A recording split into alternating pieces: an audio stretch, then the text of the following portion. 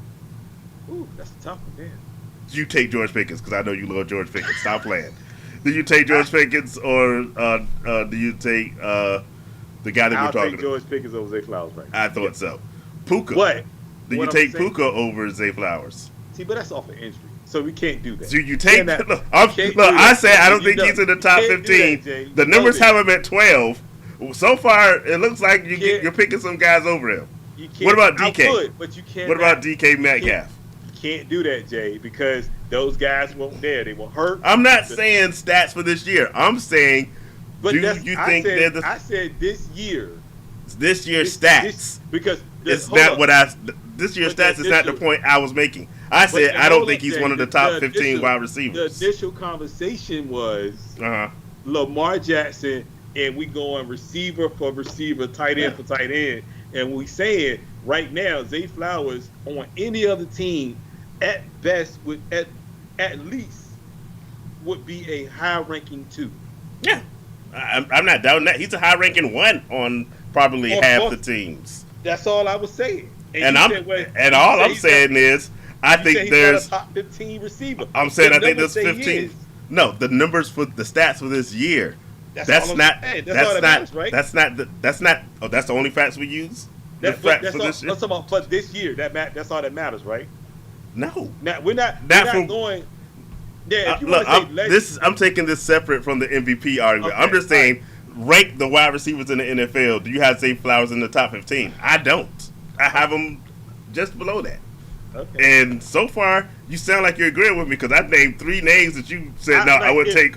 Now we going back to 0-0.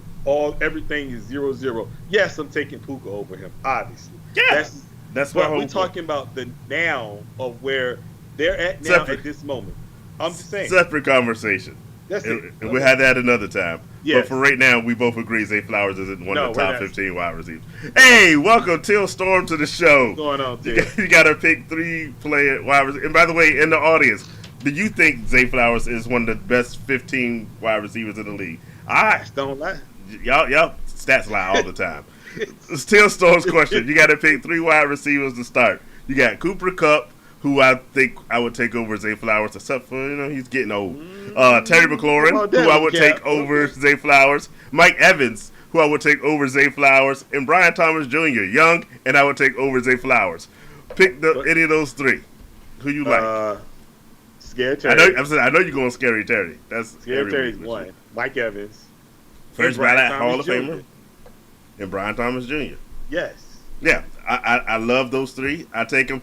Cooper Kupp put up a 0 last week.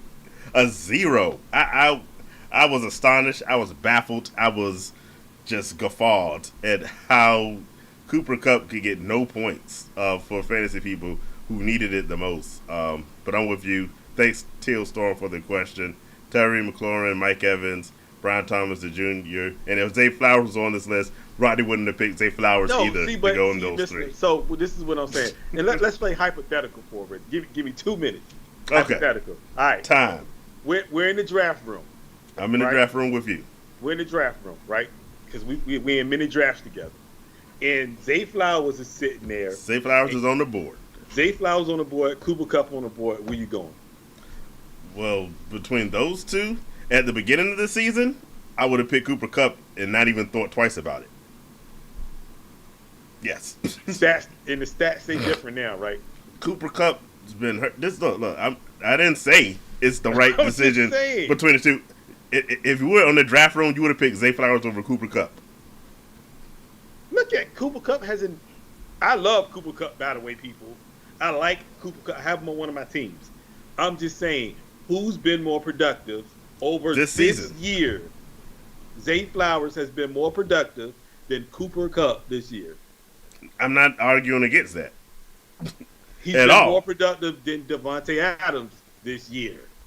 Only thing that matters is this year. We're not talking now. If you want to go legendary years back, yes, I'm with you. Cooper Kupp, Devontae Adams. I'm talking about at the moment, right now. It is at the moment, right now. Beginning of the season, we haven't seen any stats. I would pick Devontae Adams and Cooper Kupp over Zay Flowers. And you would have too. Don't lie to the people on the show because you always say about Lamar Jackson, he doesn't get the ball to his wide receivers enough. What I'm saying is, I'm trying to show Lamar He's Jackson never thrown for more than wait a minute. 3,000 something yards. Some love. Now, Lamar Jackson has done well. I'm taking you in the time machine before the season started. We're not going to the time machine. See, you want to go back to the time machine. Look. The time machine for? Because that answers the true question of who do you think is better. Oh, no, stop. You're looking at a stat sheet now and saying, oh, yeah, this guy's better. Because I'm asking you in your heart of hearts. Zay Flowers is helping Lamar Jackson look better this year. 100%. That's all I'm saying. And he's not one of the top 15 wide. What we was comparing really Zay Flowers to the Buffalo receivers. No, you were comparing him. No. I admitted from the beginning that Lamar has a better group around him than Josh Allen has. That's all. I'm just saying. MVP. That's all I'm saying. And I'm not mad at him. MVP. Hey, he can be MVP this year, and I'm wholeheartedly with it. Okay. I am not wholeheartedly with Zay Flowers being top 15 on my wide receiver list yet. Maybe next year. He has next year to win me over. We'll see how it goes. Okay. All right, you did your quarterbacks. You got some running backs you want to talk about? Yeah. Rico Dow, 25 carries, 149. Bijan has went over 1,000 yards for the season. He had 22 carries, 125. Bucky Irvin. I love Bucky Irvin, by the way. 15 carries, 117. I'm a big Bucky fan. James Conner, man, I don't know. James Conner just he be under the radar, and he just does work. 16 carries, 110, 2 touchdowns. And I want to shout. Now, I want to talk about Jonathan Taylor, and that should have been touchdown. But yeah. Letting the ball go. How are the people still doing this crap? I don't know, bro. It's crazy. It's kind of crazy. But I do want to say I think Cincinnati has found their running back in Chase Brown. 100%. Now my question is it a 1-year thing, or you think because nobody really knows about Chase Brown, or do you think that's something that can continue into next year? I think it can definitely continue into next year. He was under the radar, but a lot of people were gambling on him being one of those pickups in fantasy football that could win you a championship because you could get him so late and he could produce. And those people, I was not one of them, unfortunately, were 100% right about his ability. So I think it definitely can continue into next year. So I'm looking forward to seeing exactly what he does. Funny thing about him, if you watch the other week, Chase Brown jumped into the little Salvation Army pot. Yeah, and I then seen that. They told him, like, yeah, Ezekiel Elliott got fined for doing that one. You might get a fine. He was like, yo, I can't say, really? He's like, I don't make enough money. So right now he's a bargain running back. Yeah, he is. They better, too bad they're not having success this season because, you know, how that can turn. You want to win while these guys are cheap. That's I agree with you on that. So yes, let's talk about some receivers because the third man wants to know. He wants to know what's going on. So let's talk about some receivers. So we can get the first ballot Hall of Famer. First ballot Hall of Famer. Well, we're gonna talk about Devontae Adams since you want to bring up Devontae Adams. Devontae Adams had a good game for the second time in a Jets uniform. Yeah, I mean the Jets are bad. So go ahead. His quarterback claimed he good though, but he's not. That's another story for another day. Devontae had 9 receptions, 198, 2 touchdowns. Amon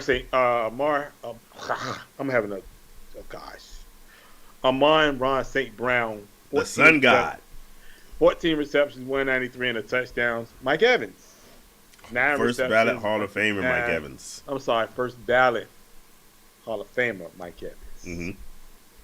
He had 9 receptions, 159 and 2 touchdowns. CeeDee Lamb playing injured. They still trying to win for some reason. I don't know why. 9 receptions, 116 and a touchdown. And Sam Laporta, 7 receptions, 111. So, but I do want to talk about this guy named Jerry Jeudy. Right. Jerry Jeudy went over 1,000 yards for the first time in his career. Mm-hmm. Congratulations. He's been playing lights out. Again, does that continue for him next year because of the quarterback I'm about to say that a lot of questions on that. But word is they can't really get rid of Deshaun Watson because they owe him. Oh, they can get rid of him. Oh no, they owe him $71 million. It's like, you don't gotta sorry. be there. It's the cap hit for the next 2 years apiece is like $71 million. So they saying they gonna stick with Deshaun Watson. I kind of think that affects Jerry Jeudy, honestly, because they benched Jameis Winston this week. Yeah, don't understand that one. Throwing too many interceptions, just like Kirk Cousins, to get you on the bench. That is true. But again, like, they got to come to grips with this, though. Like, what are they doing with Deshaun Watson? Because Deshaun Watson obviously is not getting better. And let him go. Getting hurt. Look, you lost him. Look, he can't finish the season, and he can't play. Okay. Just chalk it up as a loss. You went to Vegas. You played the tables. You lost your money. Just get on out of there. You went to Vegas. Oh, it's over. All that money has been spent.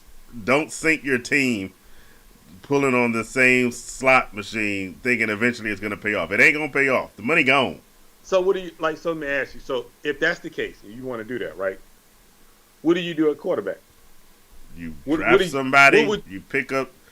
You go with the person that they're. For me, I don't think they're going to do this. I bring Jameis back, but obviously they're not going to do that one because they don't like the interceptions, which I get. But you just go with who's the guy they have? Dorian Thompson, something. The guy who's starting this week. It's not good. It's not good. Mm-hmm. You draft somebody or you try to pick up one of these free agents. You don't bring Deshaun Watson back. It's over. Do you go get Sam Darnold? Potentially. I know. Look, you don't have Justin Jefferson. So, Lord mercy. Look, all I know is this. You bring back Deshaun Watson if you want to. He's not going to make it through the season. And for the fourth time in a row, his backup's going to play better because Deshaun Watson can't play. That is true. It's obvious at this point. The first year, I give you a pass. The second year, maybe a little bit of improvement.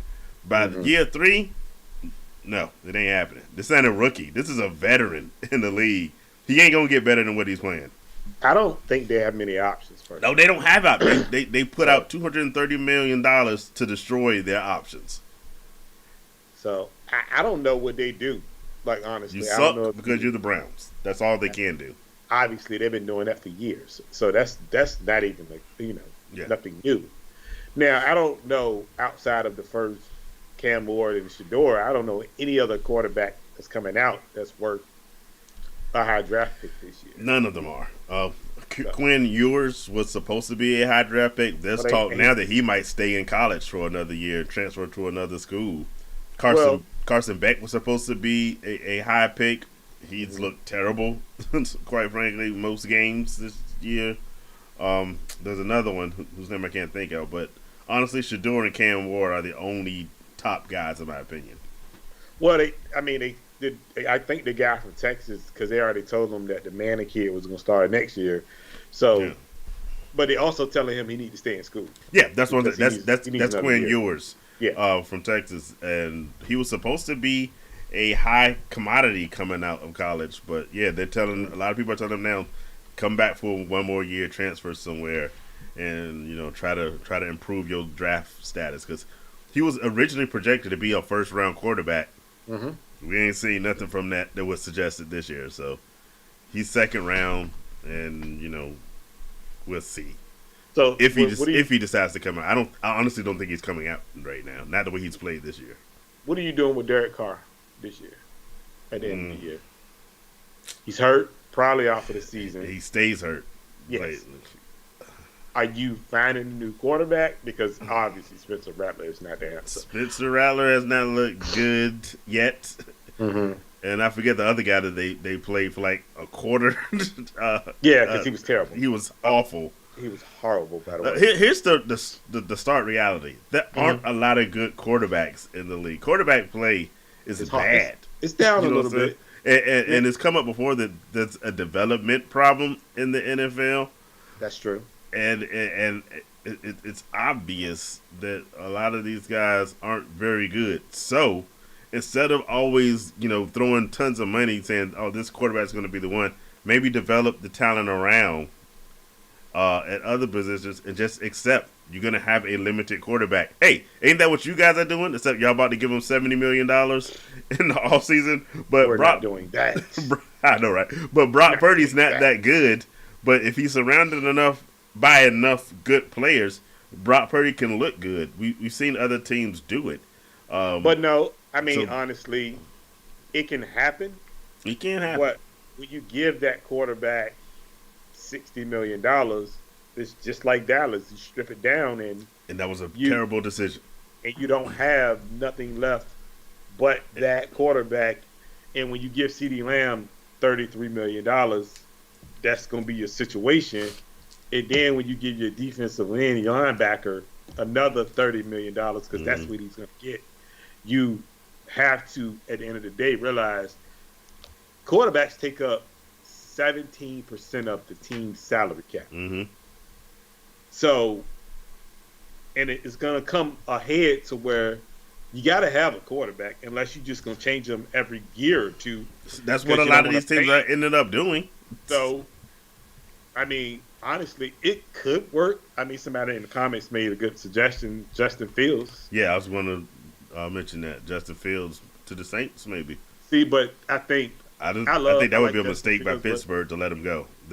I think you've mentioned, they need to work out a way to bring them both. I don't let Justin Fields leave the building, because Russ at some point is going to lose that spark of him, the way he's playing now, and Justin Fields is going to be there for you. So Justin Fields could be a guy that could help a team, but Justin Fields to me got to be in the right situation with the right coach. And I think Mike Tomlin is. Yeah, I'm with you. Like, he's in the. They need to come to some sort of agreement, because I think he needs to stay there with Mike Tomlin, and they need to have that youth. I don't let just Russell Wilson. I'm very impressed with this year. Yep. I thought his career was pretty much over after it ended in Denver. He's come back and played very well this year, but I don't let Justin Fields go. I try to work out something to have them both on the team if I'm the Steelers. Because honestly, you go into a Saints team, if I'm not mistaken, their coaches got fired, and they're gonna have a new coach in. So you're gonna have to bring a coach in there that's gonna have to be patient with him. And I ain't saying like he can't learn or he's not that great of a quarterback, but the way Mike Tomlin is being patient with him and teaching him and making him a better quarterback just from a leader standpoint that he's been doing for him. He made him play better just off of confidence. Yeah. And if you get a coach in there, obviously, let's say New Orleans, right? And they don't say, okay, I believe in you and I trust that you can lead this team. And then he go out there and play, as people would call it, backyard football. And he just runs every time he get a chance instead of standing in the pocket. Yeah. They're going to say, well, he's not a good quarterback because he doesn't want to stand in the pocket and throw the ball. So it's like Mike Tomlin at least plays to his strengths. He lets him be who he is. And I don't think any other team will let him do that, personally. So, like a Zach Wilson. Zach Wilson probably going to land somewhere just because, like you said, quarterback play is horrible. Yeah. And teams, Tennessee going to have to find a quarterback, obviously.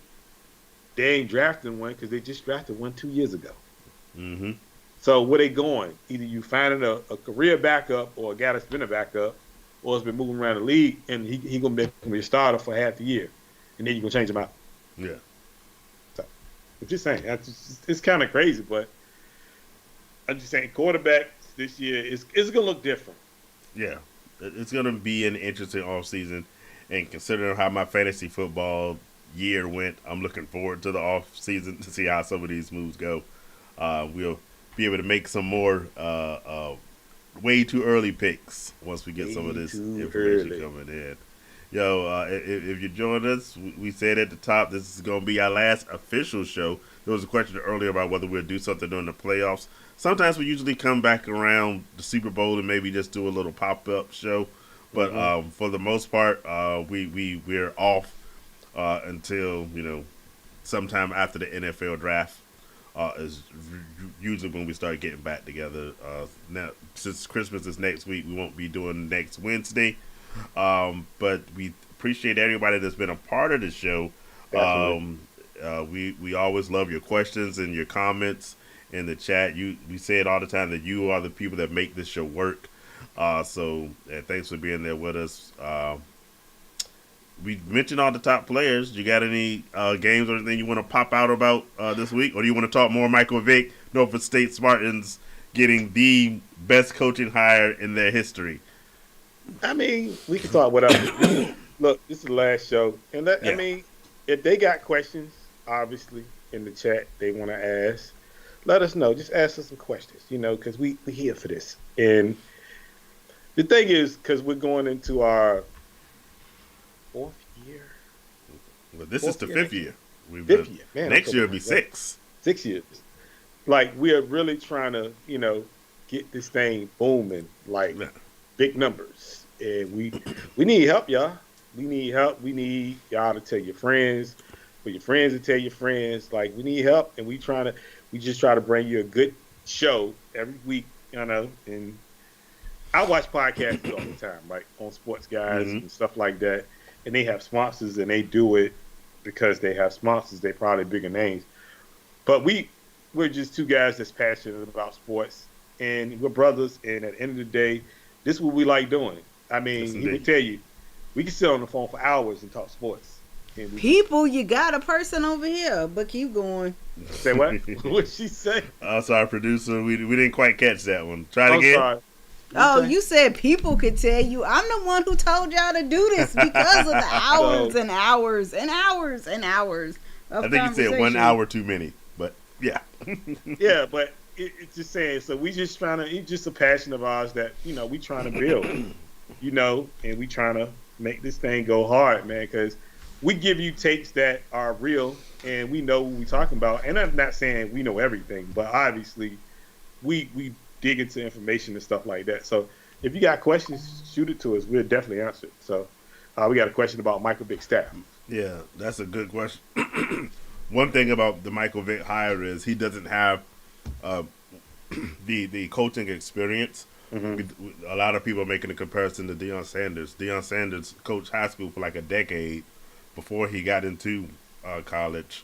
Michael Vick knows offense, obviously, being a quarterback, but I think it's going to be very important that he has a good staff around him, not just staff for football knowledge, but staff for running a program. And that's one of the things I think that's sometimes underappreciated, that you have to know about how to keep guys in line, because there's so many different regulations you have to go to, and you're really like a father for these guys. That's one thing you can't say about Deion.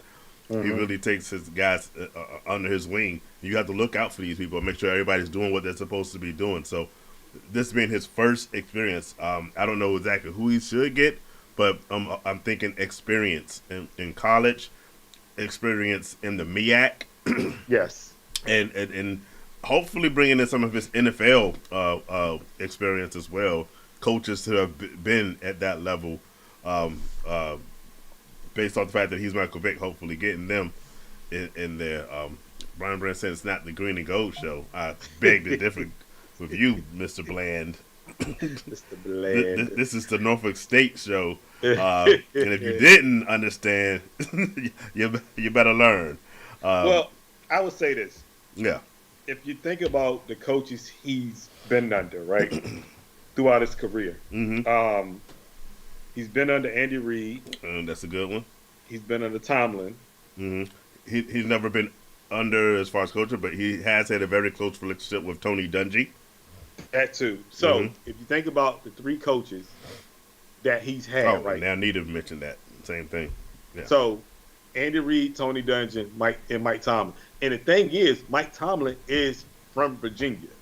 So that's another thing that he has that he can lean on, because Mike Tomlin is a hometown guy.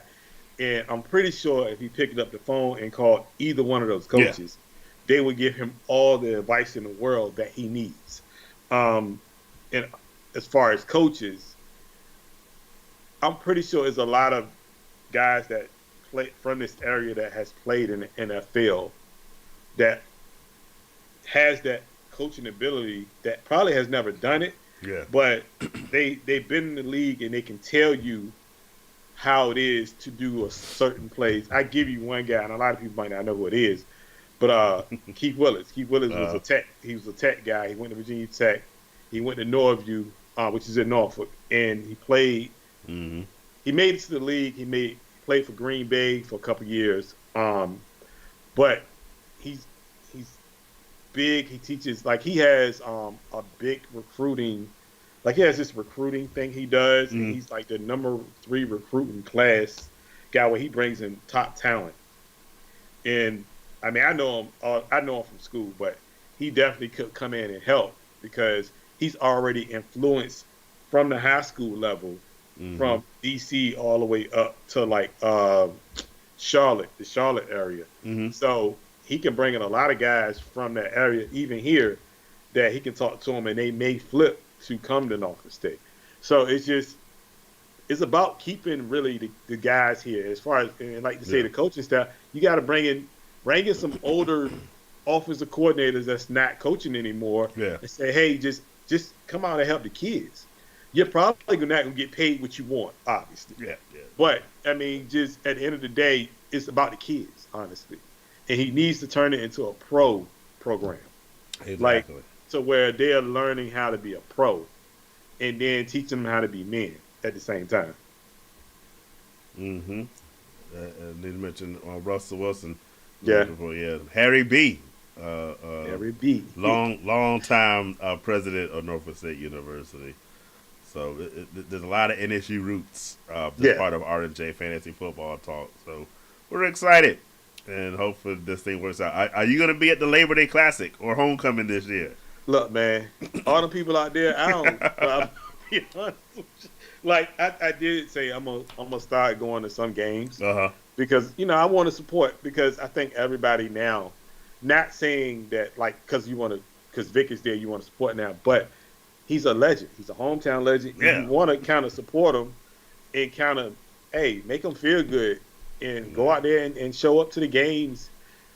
Granted, he gonna like. People realize he's going to lose some games, okay? Oh, yeah. He's going to lose some games. They're going to turn that around in 15-30 over the last 4 years. Let's put that out. They're not going straight to the championship. But at the same time, y'all got to give him a chance. Yeah. And let them build on this, because if they don't, if they give him a year or two, it's a waste. I say this. I think Michael Vick will leave Norfolk State before they let him go. I don't think they have a time. He can have a job as long as he wants it. I think from their perspective, it's just a matter of how, especially if he improves the program, he's going to get some people calling. Look, is your brother being a hater right now? What he said? He's not coming. Yeah, wait a minute. This is hate. Oh, God. Lord. I don't know. But to my point, if he can make this thing work, you will hear other college programs calling his number. Yes. So, I mean, hopefully, like, I don't know, man. It's when they announce the job, I think they need to at least kind of get with him on some, like, let him go out there and reach his pro guys and say, man, look, I need y'all on the coaching staff, and let them guys, work that thing out, pay them what they want. Like, because it's like Dion. He got Warren Sapp. He got a bunch of offensive coordinators that was NFL coordinators. It's cool. Like, that's what you got to do. You got to get those guys in there, and he got to set the tone from day one. Look, this is what I expect. I expect to win. I want to win. There's no ifs, ands, buts about it. We're here to win.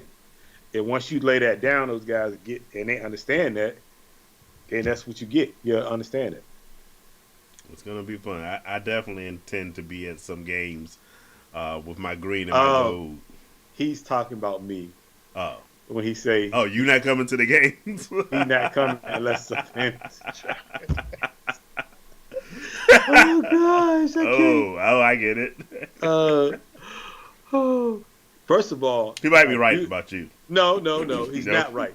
Don't tell him he's right because first of all, if I am there, 9 times out of 10, I'm gonna be with him. Okay. So it don't even matter. So what are you talking about? No, he crazy.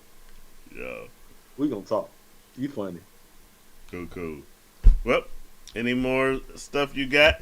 Any big? We got Christmas next week. Have you been up on your Christmas movies yet? How many have you watched? None. It's the Grinch. Home Alone. You know what? I actually have not seen the original Home Alone in years. Yeah, I watched it. My wife loves Home Alone. She watched it every night. I watched it, that and Home Alone 2. Does your wife like the Hallmark movies? No, she ain't. Okay. And I watched this Christmas with her the other day. So, yeah. I watched the Charlie Brown one a couple of days ago because, it ain't Christmas till Charlie Brown brings up that horrible Christmas tree. I promise I'm not the Grinch. I do like Christmas movies. I just don't. There's nothing wrong with the Grinch. Nothing wrong with the Grinch. I take that. But actually, good luck to everybody that's in the playoffs this week. And definitely, if you win, hey, congratulations. Let us know, And again, tell your friends, because next year we're coming back and we keep coming back. Do it all again, So, and hey, until we get big enough, till we got to stop working, we gonna keep coming. Lord, we need some sponsors, by the way. Lord have mercy. We got to work on that. Well, I'm gonna talk to Michael Vick, see if he can have him on the show. Let's get Vic on the show. Hey, Shaq, we need you to do your homework, man. Get Vic on the show. Yes, indeed. Our third man. Earn your paycheck. Earn your paycheck. Get Vic on the show. All right. Well, like you said, good luck to everybody out there. We wish you the best. I have my one fantasy team in the playoffs. Hopefully, will bring me a championship. And how many do you have left? 4. Four playoff games. All right. So you're our best shot. Yeah. And our producer, she's been eliminated from all her playoffs. Fantasy football sucks. I'm all about hockey now. Oh, God. I'm still undefeated in my hockey team, so fantasy football sucks. Yeah, she's doing way better. My fantasy hockey team started off well. We in the skid right now. I can't score no points. Ever since Ovechkin got hurt, if you know the Capitals, hockey, my team ain't been the same. So well, look, somebody, my brother said we need to show for the plot. We might pop back in. We'll pop back. We might pop back in for the playoffs. So, and definitely, get some advice if you need it, championship week or whatever. Because most people play championship week, not this week but next week. But if you're in a league where it's week 17, I think it's week 17, then yes, you play the following week after that. So. Yeah, but good luck though. Good luck. We'll do it. Like I said, we'll probably make a NFL playoff appearance. You usually do something like around the Super Bowl or so. Yeah. And yes, that there will be no Raiders or 49ers. So we'll be free to do it. It's all. Yeah. It's okay. But our producer is a Chiefs fan, so our producer might bring us on just to talk about the Chiefs. Depending on I ain't how saying nothing.